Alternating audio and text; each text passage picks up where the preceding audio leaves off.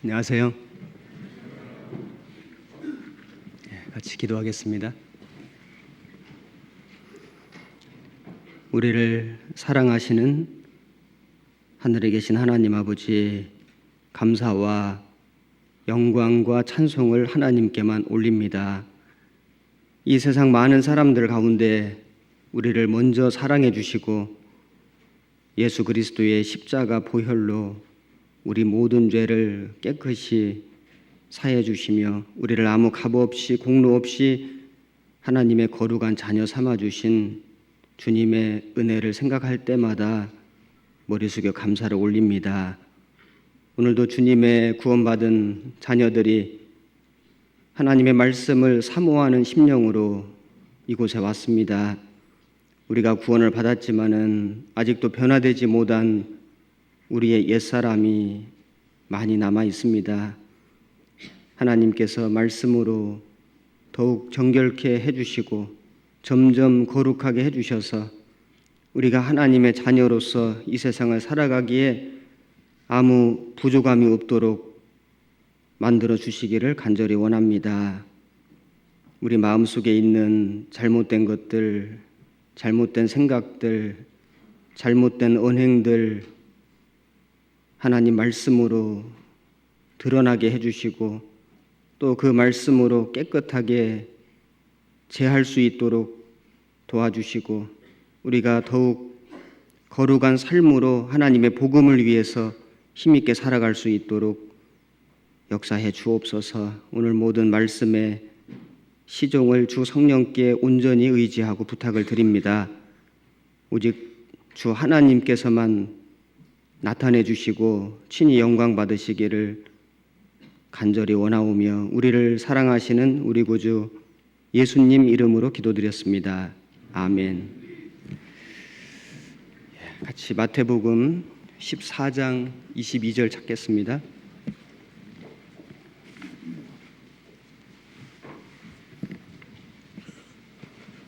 신약 성경 24페이지 마태복음 14장 22절부터 33절까지 말씀을 제가 읽어 올리겠습니다.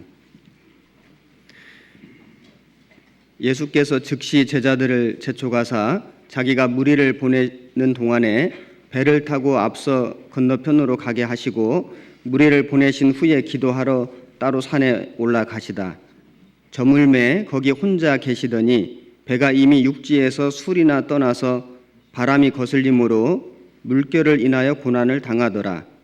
밤 사경에 예수께서 바다 위로 걸어서 제자들에게 오시니 제자들이 그 바다 위로 걸어 오심을 보고 놀라 유령이라 하며 무서워하여 소리 지르거늘 예수께서 즉시 일러 가라사대 안심하라 내니 두려워 말라.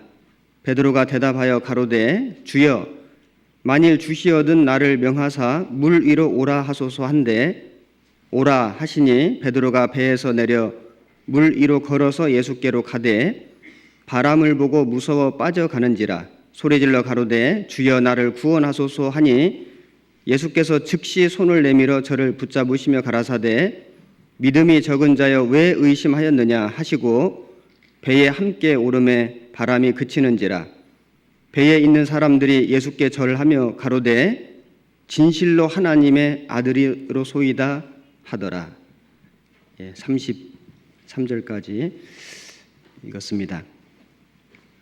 이번 주간에 이 요한 목사님께서는 서울 송파 교회에서 전도 집회를 인도하고 계십니다. 그리고 잘 아시는 대로 오세일 목사님께서 교육원 중강당에서 저녁 중집회를 인도하고 계십니다. 많은 분들이 새로 참석하셨을 것이고 또 우리 형제 자매님들도 그 집회에 함께 참여하셔서 복음을 전하고 있습니다. 집회를 인도하시는 목사님과 또 새로 인도되는 모든 영혼들을 위해서 함께 기도해 주시기를 부탁드리겠습니다. 오늘 읽은 본문의 말씀을 중심으로 해서 신앙생활에 필요한 5가지 이런 제목으로 말씀을 드려보도록 하겠습니다. 마태복음 14장은 크게 세 부분으로 나눌 수 있는데 가장 먼저는 세례 요한의 죽음이 나옵니다. 그리고 그 다음은 오병이어의 기적이 나오고, 그리고 마지막으로 금방 읽은 예수님께서 바다 위를 걸어오셔서 풍랑으로 고생하는 제자들을 구원해 주시는 내용으로 되어 있습니다. 자, 이 세 가지 줄거리는 우리에게 교훈해 주시는 뜻이 있다라고 생각을 합니다. 세례 요한은 예수님 6개월 앞서 태어난 사람이고, 그는 이 세상에 온 목적이 예수님을 그리스도로 증거하는 것이었습니다. 그런데 그 세례 요한이 죽임을 당했습니다. 그것은 곧 세례 요한이 증거할 예수 그리스도께서도 죽임을 당하실 것에 대한 예표라고도 할 수 있습니다. 그리고 오병이어의 기적이 나오는데 물고기 2마리, 떡 5개로 5,000명을 먹이셨습니다. 그리고 남은 조각이 12광주리에 넘쳤습니다. 그것은 예수님의 십자가의 죽으심으로 예수님께서 생명의 떡이 되실 것을 우리에게 말씀해 주시는 겁니다. 그래서 지금도 광야 같은 세상에서 영혼이 굶주려 있는 많은 사람들에게 생명의 떡이 되시는 예수님이 필요합니다. 예수님의 그 사랑, 예수님의 그 긍휼은 풍성하신 분이죠. 조금도 부족함이 없습니다. 그래서 그 남은 것으로도 12광줄이 넘도록 채울 수 있었습니다. 은혜와 긍휼에 풍성하신 예수님을 알 수 있습니다. 그리고 바다 위를 걸어오셔서 풍랑으로 고생하는 고난받는 제자들을 구원하시고 그들을 인도하시는 모습은 교회의 모형이라고 할 수 있습니다. 예수님께서 많은 무리들은 보내셨습니다. 보내시고 제자들은 따로 바다를 건너서 가도록 인도하셨습니다. 명령하셨습니다. 제자들은 예수님이 명령하신 그 길을 순종하고 갔는데 풍랑을 맞이했습니다. 바다 한가운데에서 큰 파도를 만났습니다.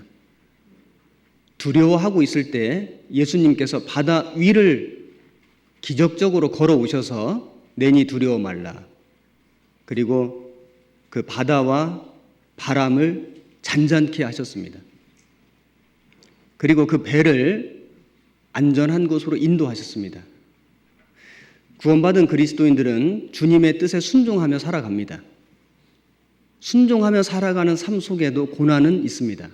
때로는 바람이 불고 파도가 일 수 있습니다. 그러나 그때마다 주님은 찾아오십니다. 그래서 우리에게 다시 평강을 회복해 주십니다.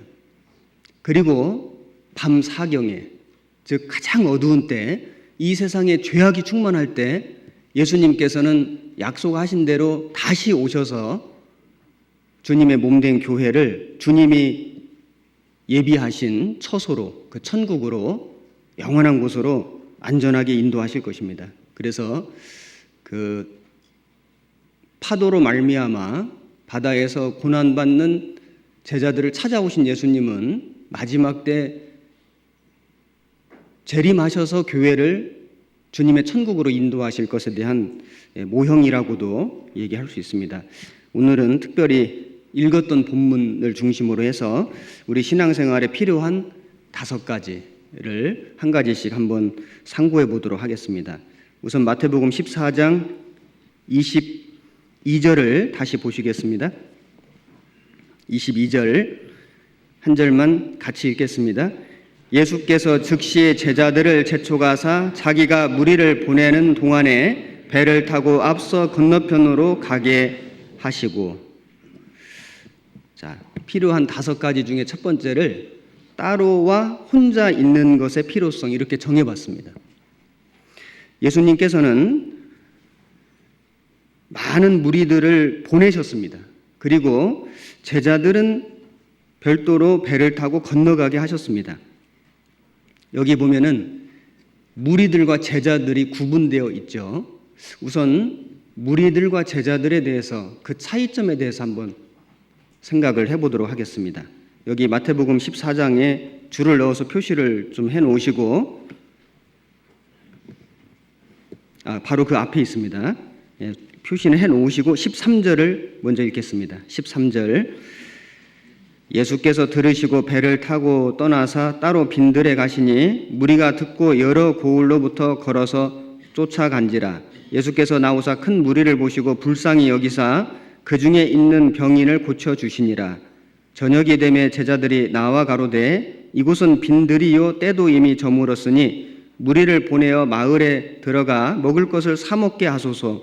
예수께서 가라사대 갈 것 없다. 너희가 먹을 것을 주라. 제자들이 가로되 여기 우리에게 있는 것은 떡 5개와 물고기 2마리 뿐이니이다. 가라사대 그것을 내게 가져오라 하시고 무리를 명하여 잔디 위에 앉히시고 떡 5개와 물고기 2마리를 가지사 하늘을 우러러 축사하시고 떡을 떼어 제자들에게 주시매 제자들이 무리에게 주니 다 배불리 먹고 남은 조각을 12바구니에 차게 거두었으며 먹은 사람은 여자와 아이 외에 5,000명이나 되었더라. 자, 이 말씀에 보면은 크게 두 부류의 사람들로 구분된다는 걸 알 수 있습니다. 먼저는 많은 사람들, 큰 무리, 그 무리들은 먹을 것이 없어서 굶주리다가 예수님이 축사하시고 제자들이 떼어서 나누어 준 떡을 먹고 배불렀던 사람들입니다. 그리고 제자들은 작은 거지만은 예수님께 바쳤습니다. 떡 5개, 물고기 2마리, 아주 작은 한 사람 도시락 정도밖에 안 되는 거지만은 있는 전부를 예수님께 드렸고 예수님은 그것으로 5,000명을 배불리게 먹여주셨습니다. 그리고 예수님은 그 많은 무리들은 보내시고 제자들은 별도로 어떤 목적지를 향해 가도록 하셨습니다. 왜 많은 무리들은 그냥 보내셨을까요? 복음서에 보면은 병행 구절이 있죠. 병행 구절을 읽어보면은 내용을 좀 더 상세하게 알 수 있습니다. 요한복음, 여기 마태복음 표시해 놓으시고 요한복음 6장을 찾겠습니다. 14절.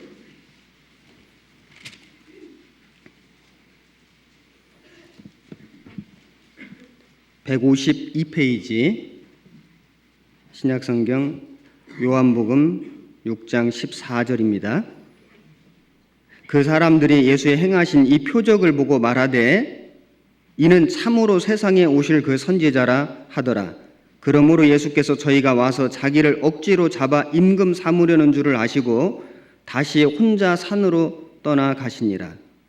이 오병이어의 기적을 본 유대인들이 예수님을 그들의 정치적인 왕으로, 임금으로 삼으려고 했습니다.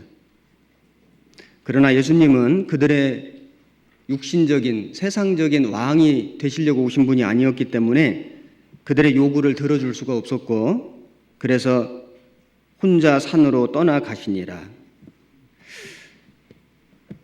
왜 많은 사람들은 예수님을 왕으로 삼으려 했을까요? 육신의 소원을 들어주실 거라고 믿었기 때문입니다. 그 이튿날 무리들이 배를 타고 또 예수님을 찾아갔을 때 예수님께서 이렇게 말씀하셨습니다. 6장 26절. 예수께서 대답하여 가라사대 내가 진실로 진실로 너희에게 이르노니 너희가 나를 찾는 것은 표적을 본 까닭이 아니요 떡을 먹고 배부른 까닭이로다. 51절.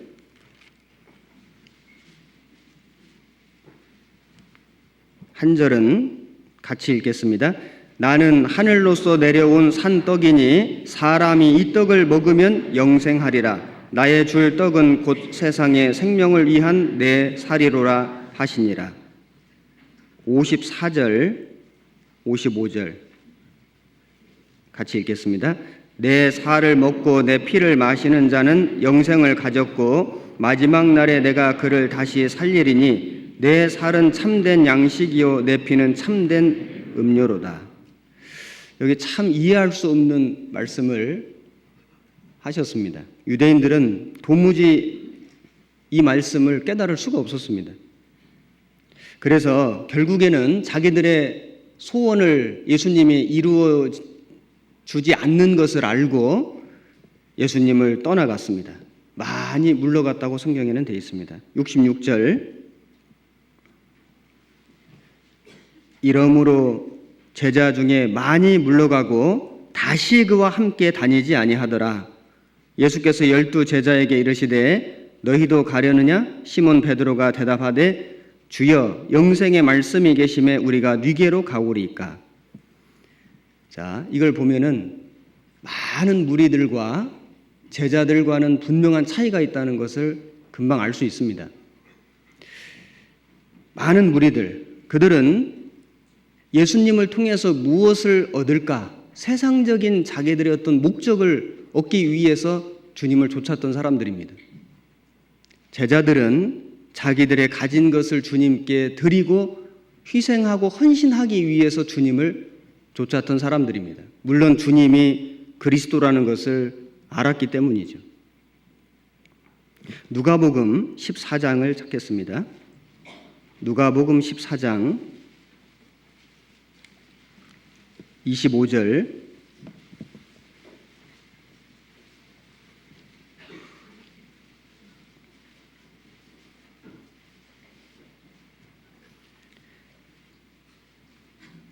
(120페이지) 25절부터 제가 읽겠습니다. 허다한 무리가 함께 갈새 예수께서 돌이키사 이르시되 무릇 내게 오는 자가 자기 부모와 처자와 형제와 자매와 및 자기 목숨까지 미워하지 아니하면 능히 나의 제자가 되지 못하고 누구든지 자기 십자가를 지고 나를 쫓지 않는 자도 능히 나의 제자가 되지 못하리라. 여기 보면 역시 두 부류의 사람이 나오는데 허다한 무리 그리고 제자들이 있습니다. 허다한 무리와 함께 갈새 예수께서 돌이키사 이르시되, 자, 이 말씀은 허다한 무리에게 하신 말씀이 아니라 진정한 제자들에게 주신 말씀이라고 할 수 있습니다. 그래서 자기 부모와 처자와 형제와 자매와 및 자기 목숨까지 미워하지 아니하면, 이 말씀은 모든 것보다도 주님을 더 사랑하는 사람, 그리고 자기 십자가를 지고 나를 쫓는 사람, 그런 사람들이 나의 제자가 될 수 있다는 것을 말씀하셨죠. 구원받은 사람들은 당연히 주님의 제자가 되어야 됩니다. 하지만은 다 주님의 제자가 현실적으로 되지는 못합니다. 주님보다 자기 가족을 더 사랑하는 사람도 있고 자기 십자가를 짊어지는 것을 싫어하는 사람도 있을 수 있습니다. 구원을 받았으면 제자가 되는 것이 마땅하지만은 실제는 제자로서 살아가지 못하는 사람들도 있습니다. 허다한 무리는 제자들을 하고는 완전히 달랐습니다. 그들은 무엇을 얻기 위해서 주님을 따랐던 사람들이고, 진정한 제자들은 그 예수님께 무엇을 드리기 위해서, 그래서 자기 것을 희생하고 헌신하기 위해서 주님을 따랐던 사람들입니다. 그래서 예수님은 그 무리들은 보내시고 제자들은 따로 배를 타고 목적지에 건너가도록 명령하셨습니다. 그리고 다시 본문 보겠습니다. 표시해 놓으신 곳을 보시면은 마태복음 14장 23절,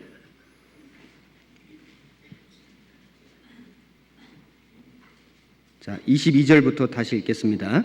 예수께서 즉시 제자들을 제초가사 자기가 무리를 보내는 동안에 배를 타고 앞서 건너편으로 가게 하시고 무리를 보내신 후에 기도하러 따로 산에 올라가시다 저물매 거기 혼자 계시더니. 자, 주님은 무리들을 보내시고 그리고 제자들도 떠나 보내시고 따로 산에 올라가셔서 혼자 계시더니, 자, 그 이유는 기도하시기 위해서였습니다. 성경을 읽어보면은 예수님은 여러 번 그렇게 하셨습니다. 새벽 오히려 미명에 일어나 나가 한적한 곳으로 가서 거기서 기도하시더니, 예수님은 새벽에 한적한 곳에 홀로 기도하신 때가 많이 있었습니다. 기도하시러 산으로 가서 밤이 맞도록 하나님께 기도하시고, 이런 말씀도 있죠. 밤새도록 하나님과 단둘이 기도하는 시간을 가지셨습니다. 겟세마네 동산에서도 땀방울이 핏방울이 되도록 홀로 기도하셨습니다. 자, 예수님이 이렇게 따로 혼자 기도하시는 시간을 자주 가지셨다면은 그 예수님을 쫓아가는 거듭난 성도들도 따로 혼자 주님께 기도하는 시간들을 갖는 것이 반드시 필요할 것입니다.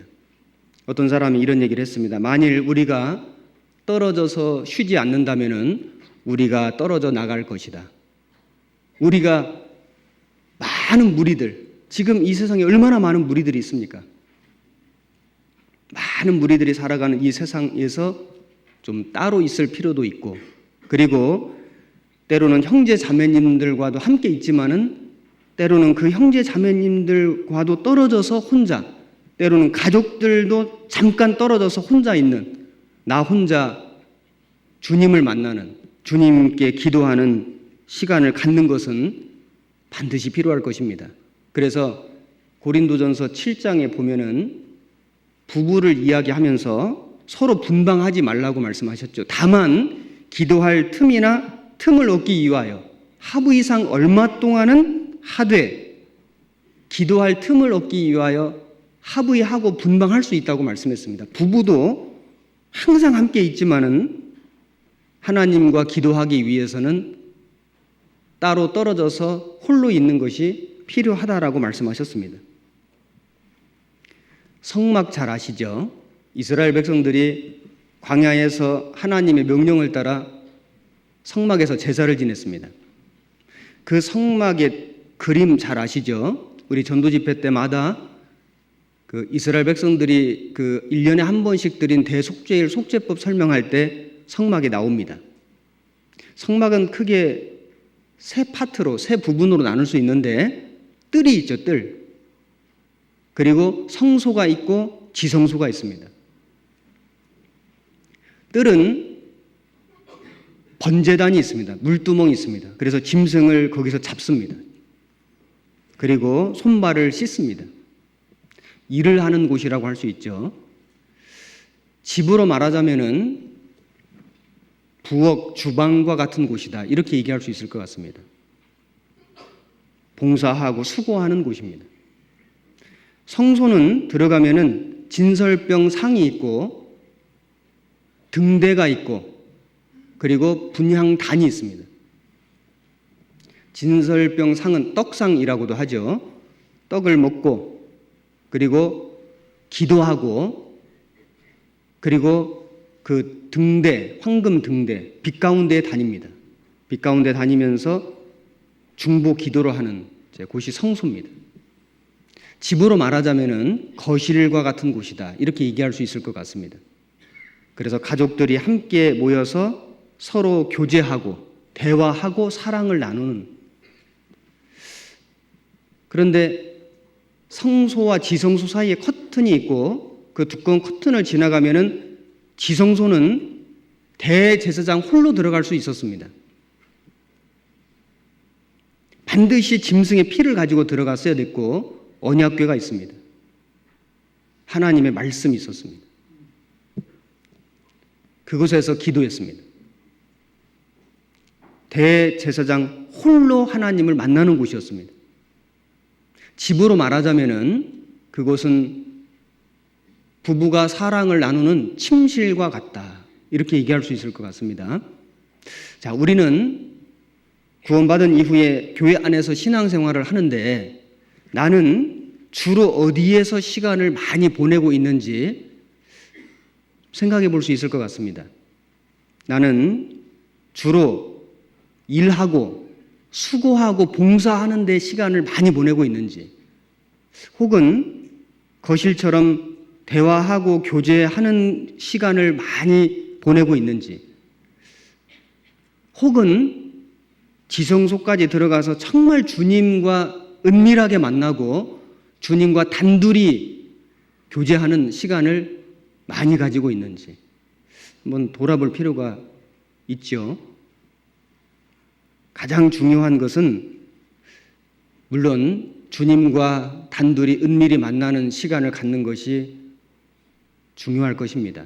그런데 실제 우리의 현실을 보면은 너무 일하고 수고하고 봉사하는 일이 많은 나머지, 또 형제 자매님들과 함께 교제하고 기도하는 일들이 너무 많은 나머지 정작 주님은 자주 만나지 못하는, 정말 주님의 그 면전에 가까이 가지 못하는 일들이 많이 있는 것이 우리 현실이 아닐까 하는 반성도 됩니다. 주님은 무엇을 원하실까요? 주님은 우리를 가까이 만나는 것을 원하실 것입니다. 우리는 어느 때 우리 모습이 가장 진실된 모습이라고 생각하십니까? 예를 들면 교회에 와서 형제 자매님들과 함께 교제하고 봉사할 때 이 모습하고, 그 다음 가정에 돌아가서 가족들끼리 함께 있을 때의 나의 모습하고, 그리고 나 홀로 빈 방에서 시간을 보낼 때의 모습하고, 그 중에서 가장 진정한 나의 모습은 어디에서 발견할 수 있을까요? 아마도 빈 방에서 나 홀로 있을 때, 그때 그 모습이 가장 진실된 나의 모습이라고 할 수 있지 않을까요?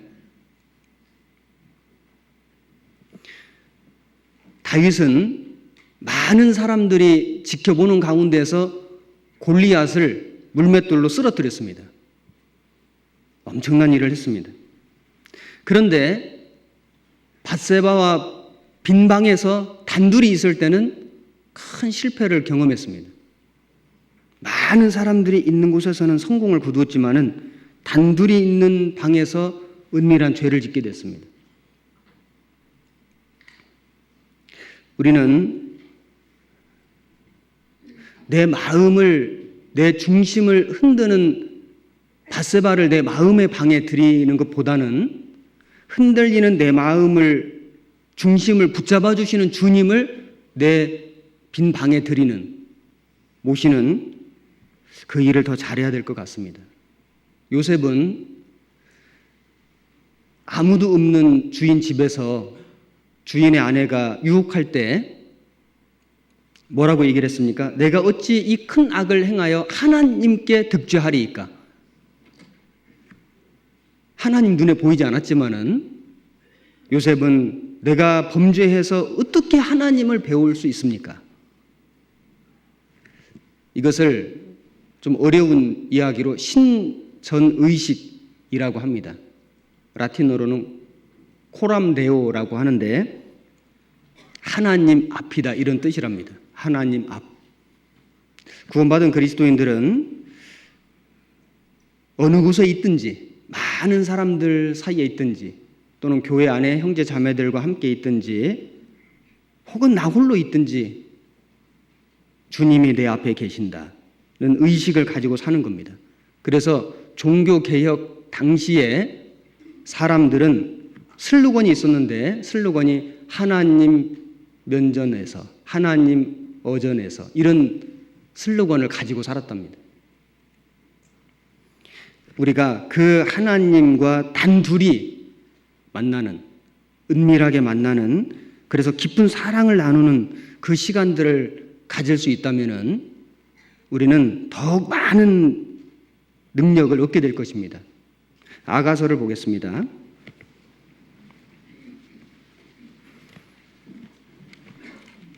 아가서 2장 14절, 구약성경 960페이지입니다. 아가서 2장 14절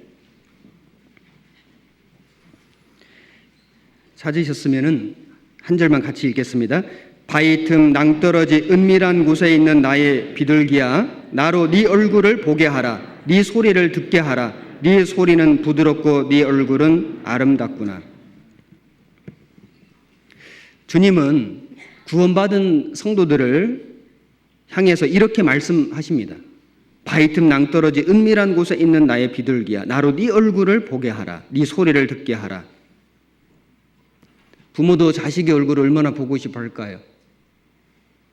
하나님 구원받은 성도들의 얼굴을, 그리고 그 목소리를 듣기를 간절히 원하십니다. 아가서도 솔로몬이 썼고 전도서도 솔로몬이 썼죠. 전도서는 아가서 바로 앞에 있습니다. 전도서의 핵심은 해 아래서 모든 것이 헛되다는 거죠. 헛되고 헛되니 모든 것이 헛되도다. 헛되고 헛되며 헛되고 헛되니 모든 것이 헛되도다. 아가서는 기쁨의 노래입니다. 완전 반대죠. 그래서 해 아래서 헛된 인생을 노래한 것이 전도서라면은 주님 안에서 기쁨을 노래한 것이 아가서입니다. 우리는 기쁨으로 주님 앞에 나아가서 우리의 얼굴을 보여드리고 우리의 목소리를 주님께 들려드려야 됩니다. 그걸 주님이 기뻐하십니다. 아름답게 보십니다. 에스더서에 보면은 두 왕비가 나옵니다. 첫 번째 왕비는 와스디죠. 와스디는 아하수에로 왕이 불렀습니다. 보고 싶어 했습니다. 그런데 와스디가 무슨 영문인지는 모르지만은 왕 앞에 가는 것을 기뻐하지 않았습니다. 세상에도 얼굴값 한다는 말 있죠. 좀 속된 말로 꼴값 한다는 말처럼 와스디가 얼굴이 아주 아리따웠다고 되어 있습니다. 그래서 그랬는지 와스디가 그 왕의 명령조차 듣지 않고 가기를 싫어했습니다. 아하수에로 왕이 볼 때는 이 나라 전체를 통틀어서 왕의 말을 듣지 않는 사람은 한 사람도 없습니다. 그런데 단 한 사람, 그것도 자기 아내 왕비가 자기 말을 안 듣는 겁니다. 진노했습니다. 그래서 그 와스디를 폐위시켰습니다. 그 다음에 왕비가 된 사람이 에스더죠. 아하수에로 왕이 에스더를 부르지 않은 지가 30일이 지났습니다. 그런데 에스더는 그 왕 앞에 부르지도 않았는데 나아가야만 했습니다. 왜냐하면 자기 민족을 구원해야 됐기 때문이었습니다. 그래서 죽으면 죽으리이다 각오하고 에스더가 왕 앞에 나갔는데 이게 웬일입니까? 그 왕 보기에 에스더가 너무 예뻐 보이는 겁니다. 그래서 왕이 말하기를 그대의 소원이 무엇이뇨? 나라의 절반이라도 주겠노라. 에스더는 믿음으로 나아갔고 결국에는 자기 민족을 건졌습니다. 우리는 우리의 왕 중 왕 되시는 주님 앞에 나아가야 됩니다. 그 왕은 우리를 매일같이 부르십니다. 매 순간마다 부르십니다. 우리를 보기를 간절히 원하십니다. 우리 목소리 듣기를 원하시는 분입니다. 그 앞에 나아가지 않는 것은 잘못입니다. 히브리서 4장 16절입니다.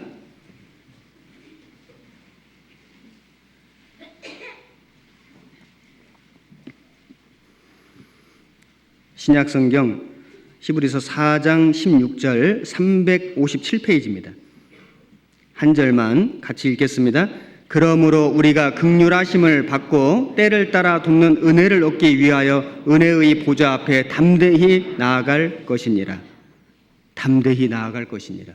그래서 우리는 기도할 때도 골방에 들어가 문을 닫고 은밀한 중에 계시는 하나님께 기도하라, 이런 말씀 있죠. 어떤 분은 골방이 없어서 기도를 못한다고 그러시는데 마음 문을 닫으면 됩니다. 마음의 문, 세상을 향한 그 문을 닫고 나와 주님과 은밀히 만날 수 있는 공간, 시간을 찾으시면 됩니다. 그것이 골방입니다. 우리는 연애할 때 많은 사람들이 모여있는 시장에서 연애하는 거 원합니까? 아무도 없는 호젓한 곳에서 단둘이 만나는 거 원합니까? 뭘 원하십니까? 너무 오래돼서 기억 안 나십니까? 만약에 다시 연애를 하신다면은 어디 가서 하시겠습니까? 아마도 단둘이 있는, 아무에게도 방해받지 않는 그런 한적하고 호젓한 곳을 원하실 겁니다. 우리는 우리 주님과 만날 때에 골방에 들어가서, 그래서 주님과만 정말 단둘이 만나는, 그래서 그 무리를 따로 보내시고 혼자 산에서 기도하신 주님처럼 따로와 혼자 있는 것이 우리에게도 필요할 것입니다. 그래서 신앙생활에 필요한 첫 번째, 오늘 본문에서 따로와 혼자 있는 것의 필요성을 생각해 봤습니다. 그리고 두 번째는 마태복음 다시 보겠습니다. 본문 표시해 놓으신 14장 24절. 배가 이미 육지에서 술이나 떠나서 바람이 거슬림으로 물결을 인하여 고난을 당하더라. 밤 사경에 예수께서 바다 위로 걸어서 제자들에게 오시니, 자, 여기 보면 바다에 바람이 불기 시작했습니다. 파도가 쳤습니다. 풍랑이 일었습니다. 다른 그 병행 구절 성경에 보면은 10리 정도 갔습니다. 육지에서 10리 정도. 우리 한국에서 10리라 그러면 한 4km 정도 되죠. 그래서 10리 정도 그랬는데 이걸 계산해 보면 한 4km에서 5km 정도 진행을 했습니다. 갈릴리 호수인데, 원래 호수인데 성경에는 바다라고 돼 있어요. 왜냐하면 너무 넓기 때문에. 담수 혼데 성경에는 바다라고도 표현을 했습니다. 그래서 그 폭이 남북으로 한 20km 정도 되고 동서로 한 12km 정도 되고 둘레는 53km 정도 된다고 합니다. 그러니까 아주 굉장히 큰, 어마어마하게 큰 호수인데 꼭 바다 같습니다. 다른 그 병행 구절 성경에 보면은 바다 가운데 있을 때, 그러니까 한참 갔는데 오도 가도 못할 곳에 갔을 때, 그것도 밤 사경에, 밤 사경이라고 하는 것은 로마 군인들이 교대하는 시간을 경이라고 했습니다. 경. 그래서 사경으로 나눴는데, 그래서 밤 12시간을 사경으로 나누니까, 4로 나누니까 3시간씩이었습니다. 그래서 1경, 2경, 3경, 4경은 가장 마지막인데 새벽 3시부터 6시까지입니다. 가장 어둡고 깜깜할 때, 그때에 바다 한가운데쯤 배가 있을 때 바람이 불고 파도가 치고 풍랑을 만난 겁니다. 자, 그런 상황인 겁니다. 예수님께서 무리는 보내시고 제자들은 배에 태워서 어떤 목적지를 향해서 가게 하셨습니다. 주님이 명하신 길이었습니다. 주님이 명하신 길을 순종해서 갔는데 고난을 당했습니다. 그렇습니다. 우리가 구원을 받고 주님의 뜻에 순종하며 살아가는데도 고난은 있습니다. 디모데후서를 쭉 보면은 하나님의 능력을 쫓아 복음과 함께 고난을 받으라. 그리스도 예수의 좋은 군사로 나와 함께 고난을 받을지니. 하나님의 참된 제자들이 마땅히 고난을 받을 것이라고 말씀하셨습니다.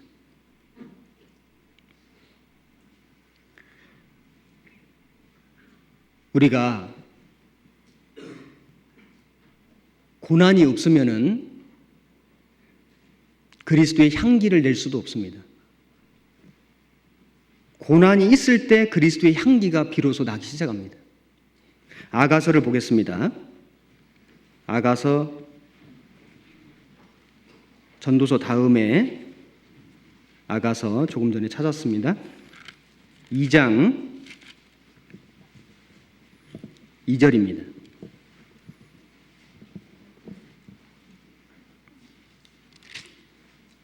구약성경 959페이지 2장 2절 여자들 중에 내 사랑은 가시나무 가운데 백합화 같구나. 남자들 중에 나의 사랑하는 자는 숲풀 가운데 사과나무 같구나. 내가 그 그늘에 앉아서 심히 기뻐하였고 그 실과는 내 입에 달았구나. 자, 여기 보면 2절 여자들 중에 내 사랑은 가시나무 가운데 백합화 같구나. 이것은 솔로몬이 술람 여인에게 하는 말이고, 남자들 중에 나의 사랑하는 자는 숲풀 가운데 사과나무 같구나. 이것은 술람미 여인이 솔로몬에게 하는 말입니다. 물론 솔로몬은 주님의 그림자고 술람미 여인은 교회, 성도의 그림자입니다. 구원받은 사람은 가시나무 가운데 백합화 같습니다. 가시나무 가운데, 가시나무가 쭉 둘러 있는 겁니다. 그 가운데 백합화입니다. 가시나무는 많이 있고 백합화는 홀로 있습니다.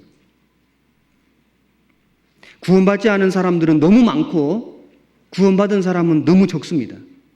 어떤 형제님은, 어떤 자매님은 자기 집안에 믿음 가진 사람이 자기 혼자입니다. 어떤 분들은 자기 직장에 구원받은 사람이 자기 혼자입니다. 많은 구원받지 않은 사람들 사이에서 고난이 있습니다. 마음에 큰 고생이 있습니다. 가시나무는 특징이 가시로 찌르는 겁니다. 아픔이 있습니다. 구원받은 그리스도인들이 이 세상을 살아가는 중에 찔리는 것이 있고 아픔이 있습니다.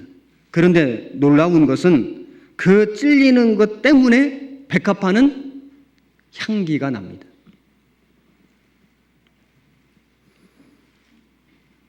만약에 그 가시나무가 없었다면은 백합화의 향기는 진하지 않을 수도 있습니다. 그러나 그 가시나무들 때문에 백합화는 더 진한 향기를 낼 수 있습니다. 우리가 구원을 받고 고난이 없다면은 그리스도인으로서 향기를 낼 일이 없을 텐데, 고난이 있었기 때문에 그리스도인으로서 향기를 더욱 진하게 낼 수 있었습니다. 그로 말미암아 주님이 영광을 받으셨고, 그로 말미암아 복음이 전해졌습니다. 그리고 주님은 숲풀 가운데 사과나무 같습니다. 숲풀 가운데 많은 숲이 있는데 숲은 사람에게 별 유익이 안 됩니다. 그러나 사과나무, 그 중동의 건조한 햇빛이 강한 곳에 사과나무가 있다면은 그늘이 있고 과실이 있습니다. 주님은 구원받은 사람에게는 유일한 안식처입니다. 수고하고 무거운 짐진 자들아 다 내게로 오라. 내가 너희를 쉬게 하리라.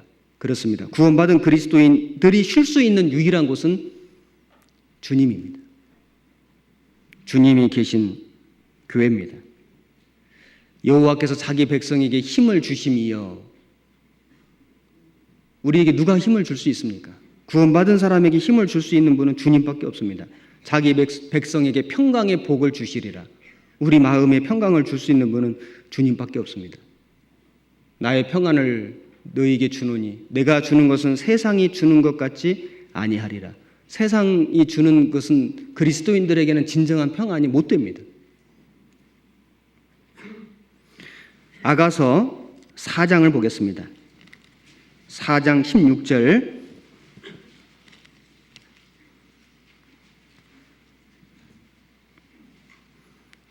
한 절만 같이 읽겠습니다.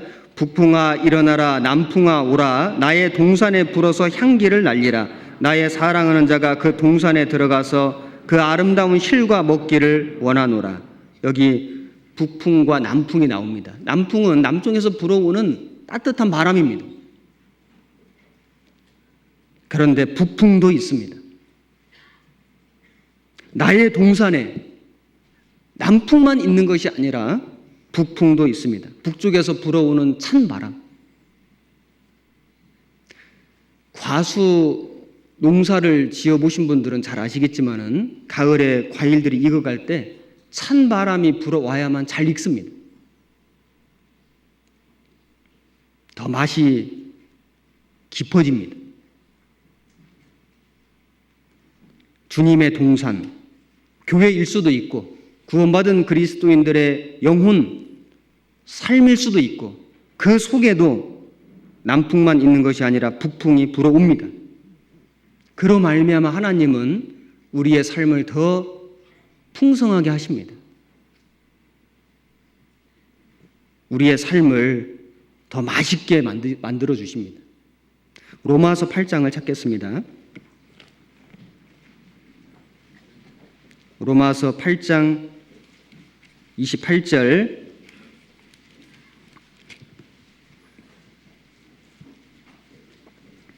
신약성경 250페이지 8장 28절 말씀 한 절 같이 읽겠습니다.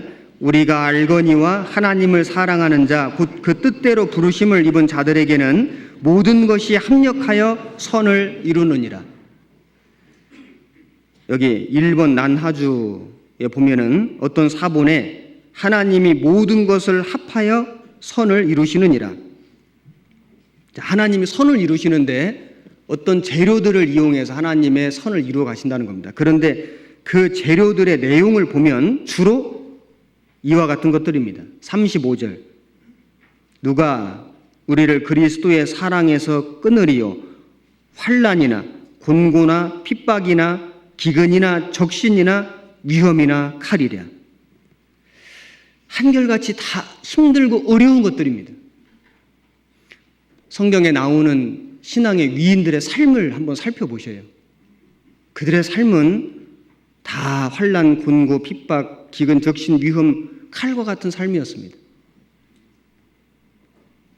아브라함의 하나님, 이삭의 하나님, 야곱의 하나님. 그 말은 아브라함의 생애를 통해서 나타나신 하나님, 이삭의 생애를 통해서 나타나신 하나님, 야곱의 생애를 통해서 나타나신 하나님. 그런데 그들의 생애가 무엇이었습니까? 고난이었습니다. 그들의 고난을 통해서 주님이 온전하게 나타나셨습니다. 주님이 주님의 뜻을 이루셨습니다. 선을 이루느니라. 요셉은 억울하게 종으로 팔려갔습니다. 참 그 마음의 고생이 이루 말도 못했을 겁니다. 그런데 결국에는 하나님이 요셉을 민족을 구원하시려고 먼저 보내신 것이 됐습니다. 그것이 하나님의 섭리였습니다. 이스라엘이 출애굽하기 전에 애굽의 노예였습니다. 400년 동안 노예로 살면서 부르짖었습니다. 하나님이 모세를 통해서 그들을 구원하셨습니다. 광야를 통과하게 하셨습니다. 모세에게는 40년 동안 미디안의 고난이 있었습니다.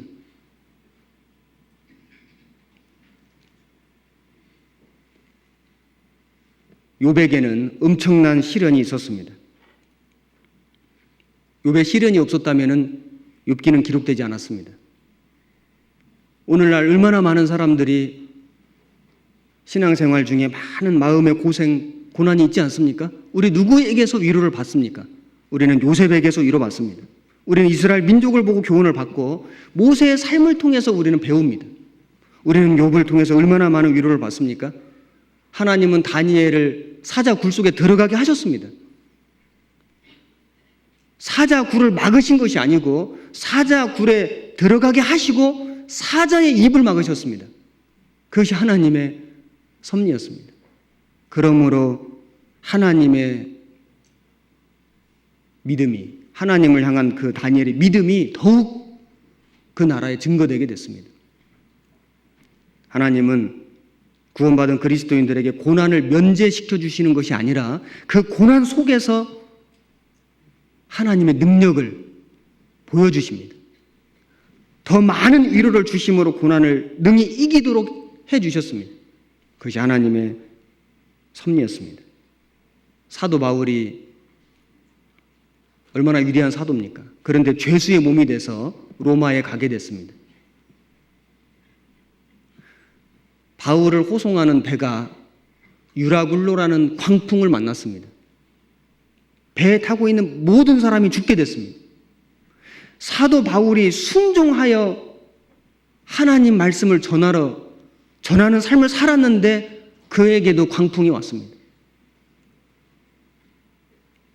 그런데 오히려 그 일로 말미암아 바울이 그 배 안에 죄수인데도 불구하고 많은 사람들의 지도자가 되고 그 배 안에 있던 276명을 구원하고 멜리데 섬에 들어가서 복음을 전하고 로마까지 가서 2년 동안 셋집에서 활발하게 복음 전했습니다. 하나님의 섭리였습니다. 하나님은 구원받은 그리스도인들에게 고난을 면제시켜 주시는 것이 아니라 그 고난을 통해서 하나님의 뜻을 나타내시고 오히려 하나님의 역사를 이루어 가셨습니다. 신앙생활에 있어서 필요한 두 번째는 우리에게 고난이 필요하다. 구원받은 그리스도인들에게는 풍랑과 같은 고난이 필요합니다. 그래서 예수님께서 제자들에게 배를 태워서 어느 곳에 가도록 하셨지만은 풍랑을 만나게 허락하셨습니다. 그리고 마태복음 14장 본문 다시 보시겠습니다. 26절 제자들이 그 바다 위로 걸어오심을 보고 놀라 유령이라 하며 무서워하여 소리 지르거늘 예수께서 즉시 일러 가라사대 안심하라 내니 두려워 말라. 베드로가 대답하여 가로되 주여 만일 주시어든 나를 명하사 물 위로 오라 하소서 한데 오라 하시니 베드로가 배에서 내려 물 위로 걸어서 예수께로 가되 바람을 보고 무서워 빠져가는지라 소리질러 가로되 주여 나를 구원하소서 하니 예수께서 즉시 손을 내밀어 저를 붙잡으시며 가라사대 믿음이 적은 자여 왜 의심하였느냐 하시고. 자, 여기 보면 신앙생활에 필요한 세 번째, 안심하고 두려워하지 않는 믿음이 필요하다. 이렇게 정리를 해봤습니다. 예수님께서 제자들에게 무서워 말라, 안심하라 이렇게 말씀하셨습니다. 그 풍랑 때문에 죽게 되었는데 어떻게 무서워하지 않을 수 있을까요? 베드로는 예수님을 보고 물 위를 걸어가다가 바람을 보고 빠져가는지라. 무서웠을 겁니다. 그런데 예수님은 안심하라. 두려워하지 말라. 어떻게 그럴 수 있을까요?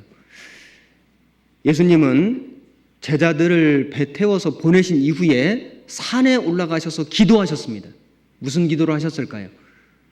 아마도 제자들을 위한 기도를 하셨을 겁니다. 주님은 구원받은 성도들이 이 세상에서 풍랑 가운데, 파도 가운데 사는 것을 모르실 리가 없습니다. 주님은 지금도 구원받은 성도들을 위해서 기도하고 계십니다. 우리는 때로는 무엇을 빌어야 될지 모를 때도 주님은 우리를 위해서 간구하고 계신다고 성경에는 말씀했습니다. 이와 같이 성령도 우리 연약함을 도우시나니 우리가 마땅히 빌 바를 알지 못하나 우리는 무엇을 빌어야 될지 모를 때도 있습니다. 그런데 오직 성령이 말할 수 없는 탄식으로 우리를 위하여 친히 간구하시느니라.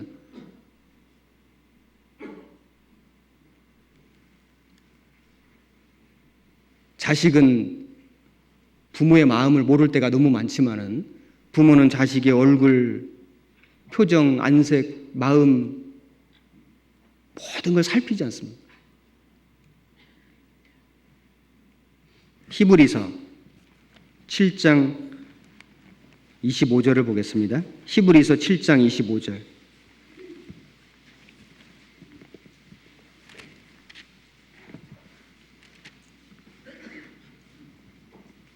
신약 360페이지 25절 말씀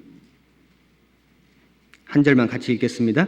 그러므로 자기를 힘입어 하나님께 나아가는 자들은 온전히 구원하실 수 있으니 이는 그가 항상 살아서 저희를 위하여 간구하심이니라.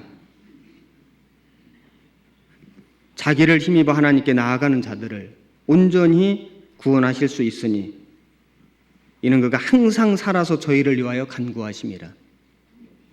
우리가 인생을 살아갈 때 또 신앙생활을 해나갈 때 바람이 불고 파도가 치고 물결이 일어 풍랑을 만날 때가 종종 있습니다.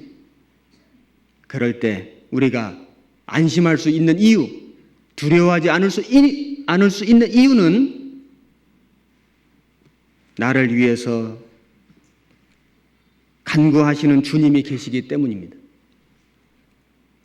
그리고 주님께서 밤 사경에 바다 위를 걸어서 제자들에게 오셨습니다. 기적적인 방법으로 주님이 나타나셨습니다. 우리가 고난이 극심할 때, 도무지 감당할 수 없을 때 주님은 정말 기적과 같은 방법으로 우리에게 다가오십니다. 내니 두려워 말라. 안심하라.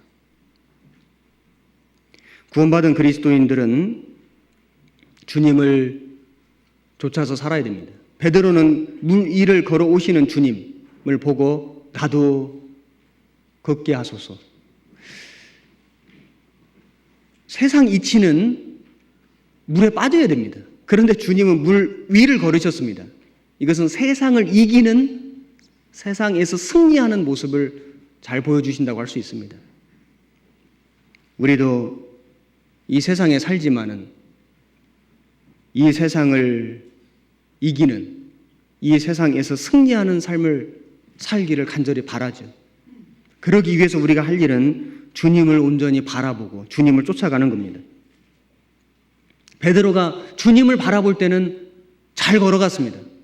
그런데 바람을 보고는 빠져갔습니다. 그렇습니다. 구원받은 그리스도인들은 죄를 절대 안 짓는 것이 아니고 죄를 지을 수 있는데, 그런데 죄를 연속적으로 짓고 그 죄를 계속 용납하는 것은 하지 않습니다. 우리가 이 세상을 살아갈 때 죄는 지을 수 있으나 그 죄 가운데서 죄를 즐기지는 않습니다. 구원받은 그리스도인들은 죄를 이기고 죄 가운데서 뛰쳐나오려는 힘이 있습니다. 빠져갈 수는 있지만은 붙잡아 주시는 주님이 계신 겁니다. 주님의 손을 붙들 때 우리는 다시 승리할 수 있습니다. 베드로가 주님을 바라볼 때는 물 위를 걸을 수 있었고 바람을 바라볼 때는 물에 빠져갔습니다. 문제는 내가 누구냐가 아니고 내가 무엇을 보느냐가 문제입니다. 주님을 보느냐 아니면은 세상이나 환경을 보느냐. 어떤 소년이 연을 날리고 있었습니다. 그런데 그 연줄을 계속 풀러주니까 연이 공중으로 계속 올라와서 보이지 않게 됐습니다. 어떤 사람이 그 소년에게 물었습니다. 너의 연이 안 보인다. 그러자 그 소년이 웃으면서 말했습니다. 괜찮아요. 이 줄을 한번 만져보세요. 이 줄이 팽팽하잖아요. 연은 내 눈에 보이지 않지만은 이 팽팽한 연줄을 보면은 저 높은 창공에 내 연이 있다는 걸 나는 확신할 수 있어요. 이렇게 말했습니다. 그렇습니다.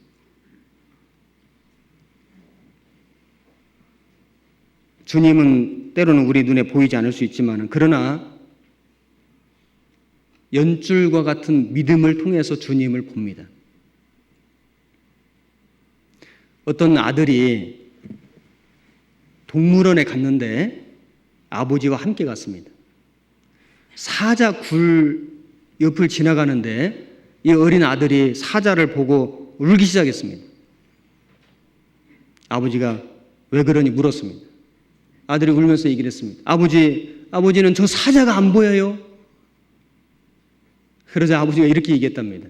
아들아, 아빠도 사자가 보인다. 하지만은 아빠는 사자 앞에 있는 쇠로 만들어진 철장도 같이 본다.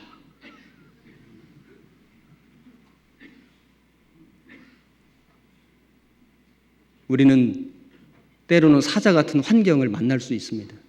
그러나 그 앞에 쇠로 만든 철장과 같이 주님이 함께 하신다는 것을 같이 봐야 됩니다.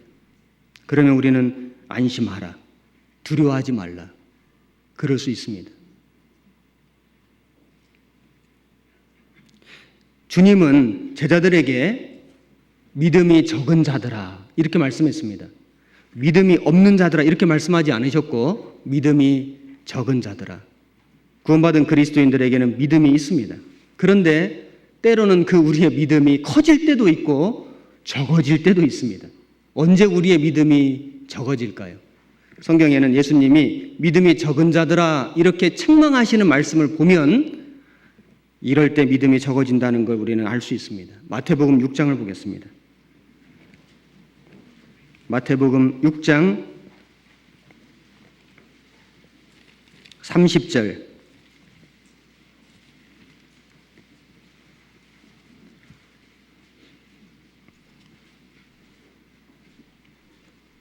신약 9페이지입니다.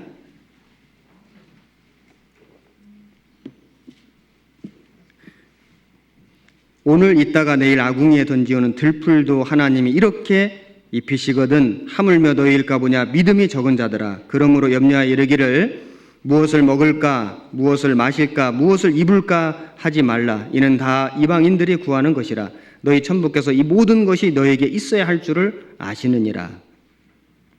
자, 우리 구원받은 그리스도인들이 언제 믿음이 적어질까요? 그래서 마음에 염려가 찾아올까요? 아마 가장 흔하게는 생활의 염려일 거라고 생각이 됩니다. 생활의 염려. 그래서 무엇을 마실까, 무엇을 입을까, 무엇을 먹을까, 무엇을 먹을까, 무엇을 마실까, 무엇을 입을까 하는 그 생활의 염려 때문에 아마 우리의 믿음이 가장 흔하게 적어지는 경험을 하지 않을까 생각이 됩니다. 예수님께서는 여기에 공중의 새를 보라 이런 말씀하셨죠. 26절입니다. 공중의 새를 보라. 그리고 또 28절에 보면은 또 너희가 어찌 의복을 위하여 염려하느냐 들의 백합화가 어떻게 자라는가 생각하여 보라. 공중의 새, 들의 백합화를 말씀하셨습니다. 우리가 염려하지 말라는 것은 열심히 살지 말라는 뜻이 아닙니다. 공중의 새입니다. 공중의 새. 공중의 새는 계속 날개짓을 하고 있는 새입니다. 일하고 있는 새입니다. 들의 백합화, 들의 어느 한 곳에 뿌리를 내리고 서 있는, 위치를 지키고 있는, 자기 역할을 다 하고 있는 백합화인 겁니다. 우리가 최선을 다해서 살지만은 너무 지나치게 염려하지 말기. 왜냐하면 그 염려 때문에 우리의 믿음이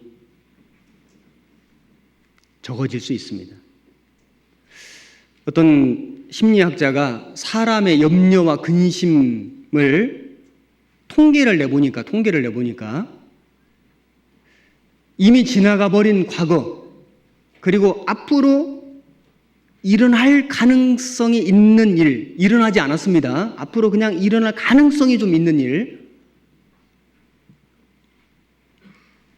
그 두 가지 일들과 그리고 아무리 염려해도 막을 수 없는 불가항력적인 것들, 이걸 합치니까 98%가 되더랍니다. 염려의 98%는 이미 지나가 버린 과거나 혹은 올지 안 올지도 모르는 그 예측 불가능한 것들이거나 아니면 아무리 걱정해도 소용이 없는, 해봐야 소용없는 것들이거나, 그래서 진짜로 염려할 가치가 있는 걱정은 2%밖에 안 됐다. 그런 그 통계를 낸 것을 봤습니다. 2차 세계대전 때 그 죽은 청년들의 숫자가 30만 명이었답니다. 그런데 자기 남편이나 아들을 전쟁터에 보내가지고 걱정 때문에 심장병으로 죽은 사람이 그 청년들보다 훨씬 많았답니다. 걱정이, 그 염려가 사람을 죽입니다. 걱정 많이 하기로 아주 유명한 어느 늙은 부인이 있었는데, 연세 많으신 노 부인이 있었는데 항상 걱정 타령이었습니다. 그런데 이분이 감자 농사를 지었는데 그 해는 농사가 너무 잘 된 겁니다. 풍년이 들었습니다. 그래서 목사님이 그 부인에게 이렇게 말했습니다. 이제 감자 농사가 그렇게 잘 되었으니 이제 걱정 없으시겠네요. 이러니까 그 걱정 많으신 그 노 부인이 뭐라고 얘기를 했냐면은, 작년에는 썩은 감자가 워낙 많이 생겨서 돼지 주기가 좋았는데 올해는 썩은 감자가 하도 없어가지고 돼지한테 뭘 줘야 될지 걱정이네요. 이랬답니다. 이래도 걱정 저래도 걱정. 어떤 사업가가요, 사업을 하다 보니까 걱정이 하도 많아가지고 이걸 매일 이렇게 걱정할 것이 아니고 걱정하는 날을 하루만 정해보자 이래가지고 걱정이 생기면 종이에다 적어서 그거를 함 속에다 이렇게 넣었답니다. 함 속에 넣어놓고 매주 수요일은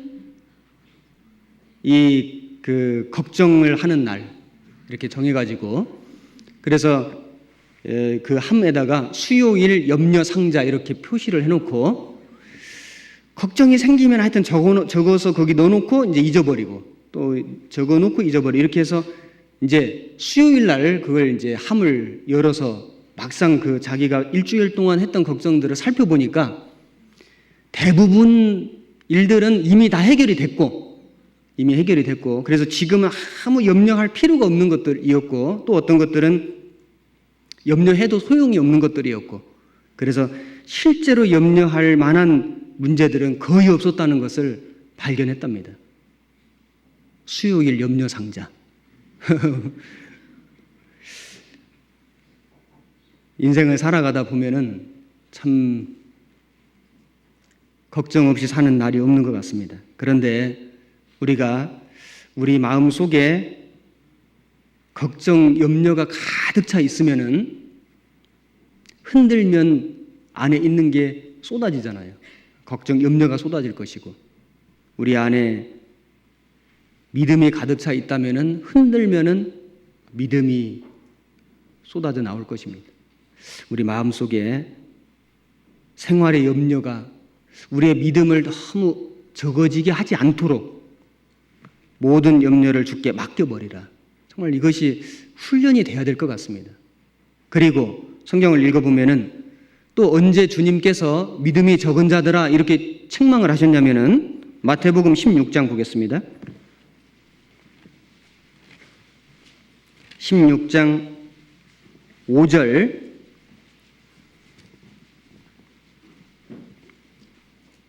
(27페이지) 제자들이 건너편으로 갈새 떡 가져가기를 잊었더니 예수께서 이르시되 삼가 바리새인과 사두개인들의 누룩을 주의하라 하신대 제자들이 서로 의논하여 가로되 우리가 떡을 가져오지 아니하였도다 하거늘 예수께서 아시고 가라사대 믿음이 적은 자들아 어찌 떡이 없으므로 서로 의논하느냐 너희가 아직도 깨닫지 못하느냐 떡 5개로 5,000명을 먹이고 주운 것이 몇 바구니며 떡 7개로 4,000명을 먹이고 주운 것이 몇 광주리이던 것을 기억지 못하느냐 어찌 내 말한 것이 떡에 관함이 아닌 줄을 깨닫지 못하느냐 오직 바리새인과 사두개인들의 누룩을 주의하라 하시니 그제야 제자들이 떡의 누룩이 아니요 바리새인과 사두개인들의 교훈을 삼가라고 말씀하신 줄을 깨달으니라. 여기 보면은 예수님이 믿음이 적은 자들아 이렇게 책망하신 이유가 나옵니다. 주님께서 하신 말씀의 뜻을 올바로 깨닫지 못했을 때 믿음이 적다 이렇게 말씀하셨습니다.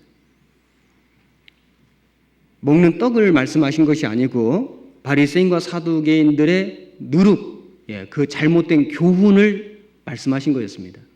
바리새인들은 자기들의 열심을 나타냈고 그리고 율법을 지키는 어떤 의식이나 또 자기들의 어떤 선행으로 자기들을 이렇게 꾸몄습니다. 사두개인들은 부활이 없다, 천사도 없다, 영도 없다. 그래서 오직 현세의 축복을 추구했습니다. 그 잘못된 누룩이었습니다.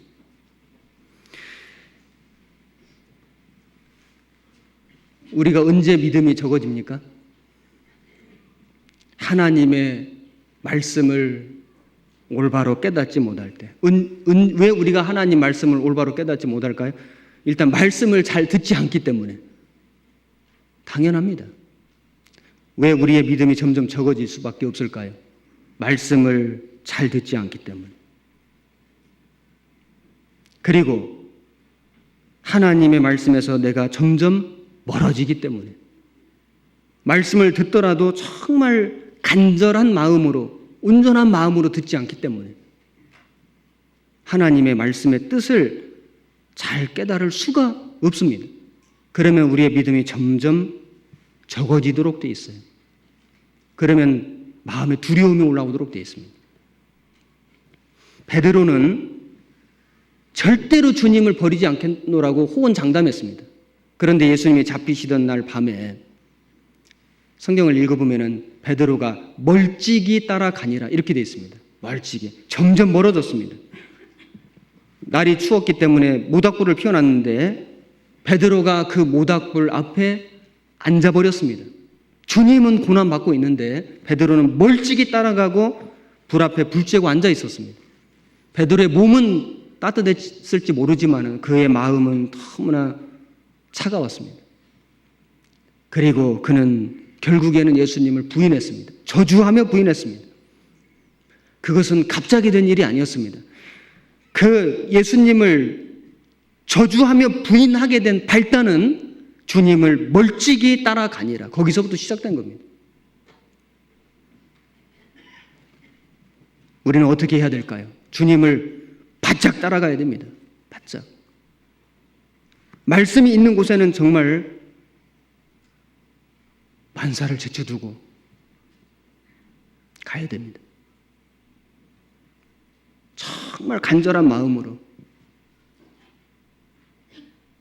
굶주린 사람이 음식을 찾듯이 정말 그런 심령으로 우리가 말씀을 듣는다면 믿음이 적어지는 것이 아니라 믿음이 점점 자라게 될 겁니다. 그리고 두려움이 사라지게 될 겁니다. 담대해질 겁니다. 자, 신앙생활에 필요한 것 네 번째는 주님을 내 삶의 주인으로 모시는 것이 필요합니다. 본문 마태복음 14장 32절 보겠습니다. 32절 배에 함께 오름에 바람이 그치는지라.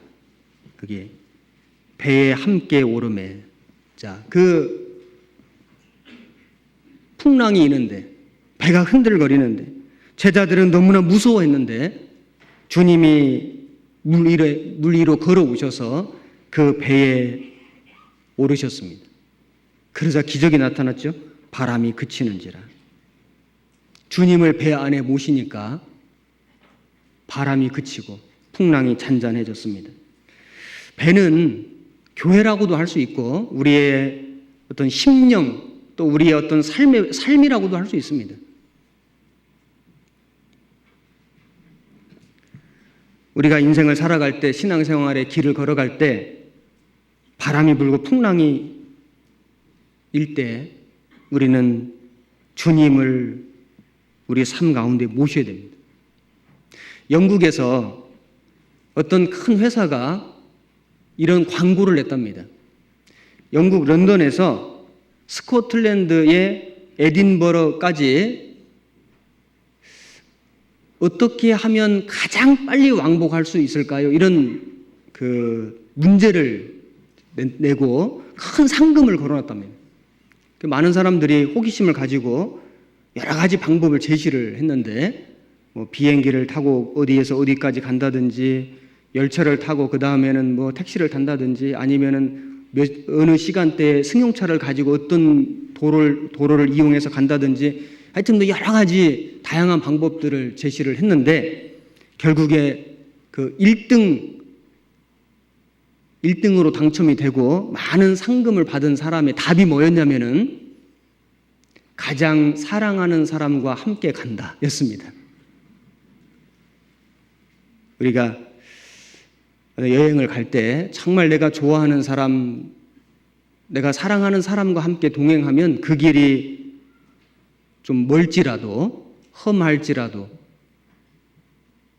지겹지 않고 지루하지 않고 그리고 오히려 기쁘고 즐거운 길이 될 것입니다. 우리가 인생길을 살아갈 때 그 인생길이 때로는 험할지라도 우리의 신앙생활이 때로는 좀 답답할지라도 때로는 바람이 불고 풍랑이 일지라도 주님과 함께라면 우리는 기쁘고 즐거운 마음으로 그 길을 잘 걸어갈 수 있습니다. 주님과 함께라면. 그런 라면이 있어요. 주님과 함께라면. 그 서양의 전설 중에 이런 전설이 있답니다. 어떤 사람이 사막에 갔다가 길을 잃어버렸는데 그런데 공자님이 나타나셔서 하시는 말씀이 뭐라고 말씀하셨냐면 인생은 언제나 바른 길을 걸어가야 합니다. 그러니까 당신 잘못 왔다는 거 얘기해 주는 겁니다. 그리고 석가모니가 나타나셔서 인생은 어차피 고행입니다. 이렇게 얘기를 했습니다. 마호메트가 나타나가지고 뭐라고 얘기를 했냐면은 하나님의 뜻이니까 굴복하십시오. 이렇게 얘기했습니다.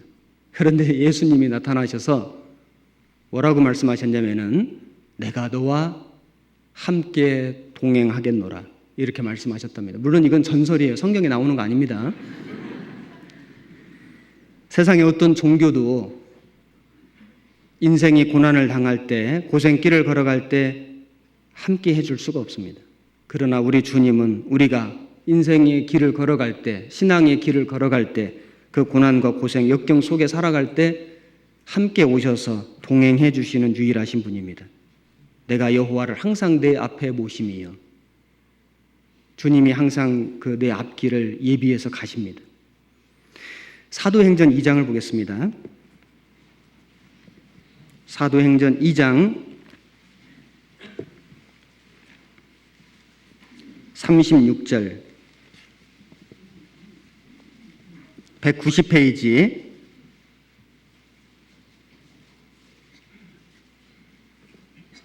찾으셨으면 36절 한 절 같이 읽겠습니다. 그런즉 이스라엘은 온 집이 정령 알지니 너희가 십자가에 못 박은 이 예수를 하나님이 주와 그리스도가 되게 하셨느니라 하니라. 여기 예수님을 주와 그리스도라고 말씀했습니다. 주와 그리스도입니다. 많은 사람들이 예수님을 주님, 주님 이렇게 부르지만은 거듭나지 못했습니다. 진정 예수님이 그리스도이신 것을 알지 못하고 깨닫지 못하고 주님, 주님 이렇게 부르기만 합니다. 이것도 엄청난 모순이죠. 그런데 그와 같이 또 어떤 사람들은 예수님이 그리스도이신 것을 잘 알면서 그것을 참으로 깨달았으면서 그래서 거듭났고 하나님 자녀라고 말하면서 예수님을 주님이라고 부르지 않습니다. 아니 입술로는 부르지만은 그의 삶으로 주님을 주인으로 섬기지 않습니다. 그런다면은 그것도 엄청난 모순입니다. 주님은 우리의 그리스도입니다. 우리를 거듭나게 하셨습니다. 우리는 그 주님을 명실상부한 주인으로 모시고 살아야 됩니다. 그 주님을 우리 삶의 주인으로 모셔드려야 됩니다. 내 삶의 배 안에 그 주님을 태워 모시고 가야 됩니다. 자, 그리고 신앙생활에 필요한 5가지 중에 마지막 번째는요. 마태복음 본문 14장 33절입니다. 33절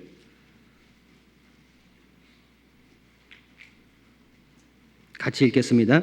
배에 있는 사람들이 예수께 절하며 가로되 진실로 하나님의 아들이로소이다 하더라.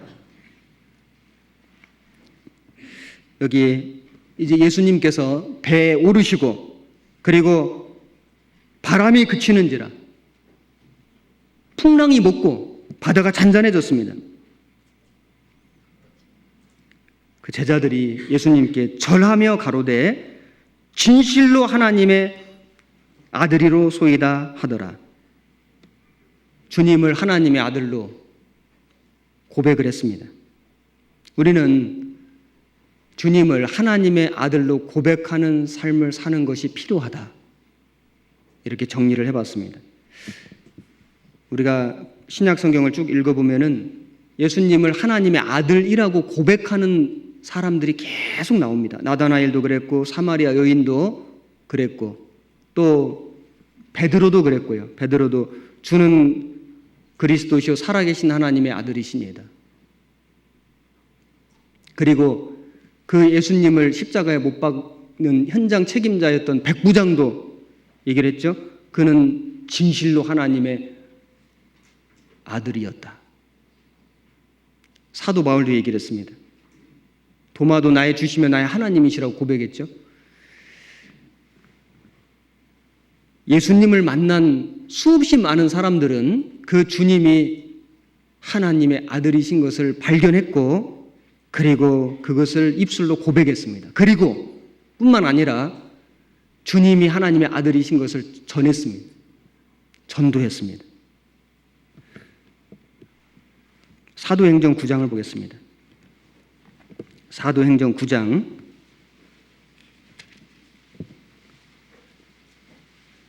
18절 202페이지.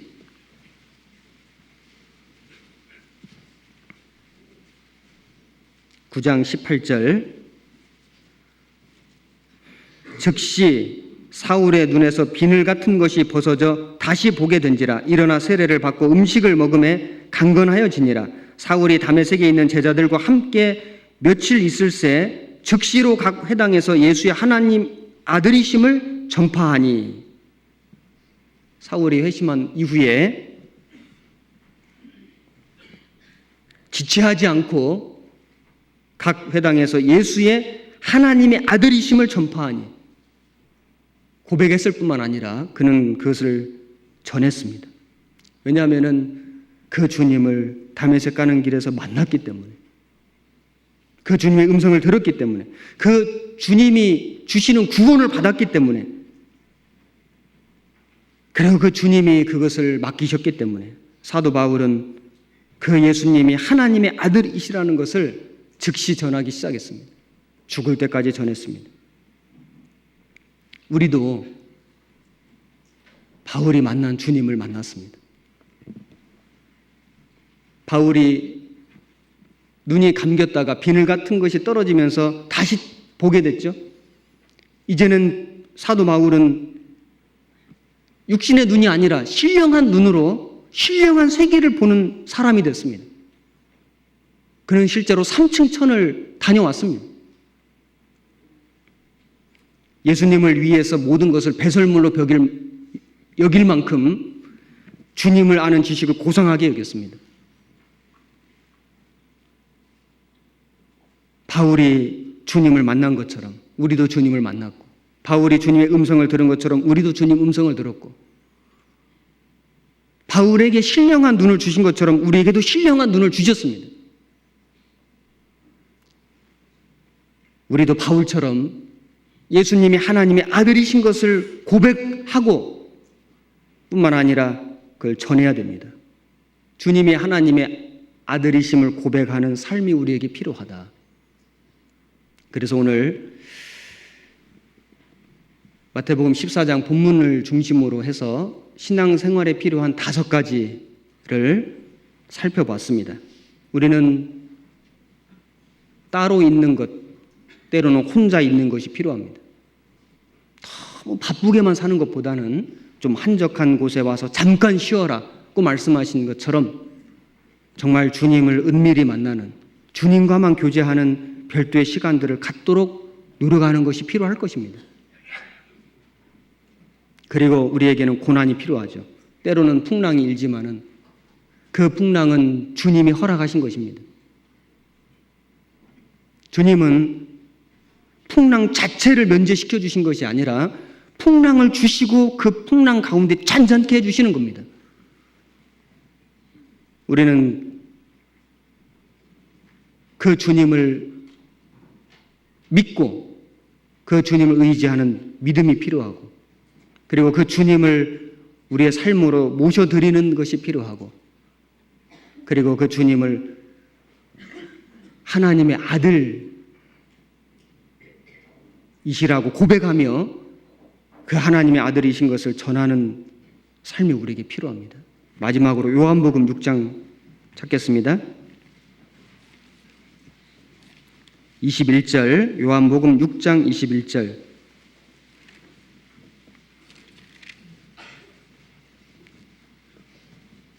(153페이지) 20절, 21절 같이 읽겠습니다. 가라사대 내니 두려워 말라 하신대 이에 기뻐서 배로 영접하니 배는 곧 저희의 가려던 땅에 이르렀더라. 이 말씀은 우리가 오늘 본문으로 읽었던 마태복음 14장과 병행 구절입니다. 그런데 여기 보면은 21절에 이에 기뻐서 배로 영접하니 배는 곧 저희의 가려던 땅에 이르렀더라. 자, 그 풍랑이는 바다에 걸어오신 주님, 그리고 그 두려워하는 그 제자들을 안심시켜 주시고 그 배에 오르시고 그리고 바람과 파도를 잔잔케 하신 주님, 그 주님께서 그들을 인도하셔서 저희의 가려던 땅에 이르렀더라. 결국은 주님이 예비하신 곳으로 그들을 데려가셨습니다. 주님께서 우리를 구원하셨고 때로는 풍랑이 이는 바람이 부는 세상에 우리를 잠시 두셨지만은 그러나 밤 사경에 정말 죄가 가득할 때, 이 세상이 가장 어둡고 깜깜할 때 주님이 오셔서 고난 중에 씨름하며 살아가는 우리들을 주님이 예비하신, 주님이 작정하신 그곳으로 인도하실 겁니다. 그날이 멀지 않습니다.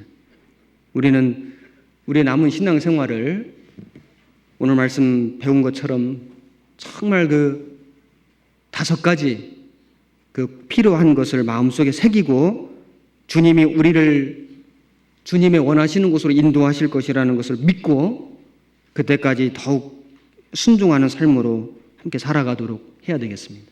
기도하겠습니다.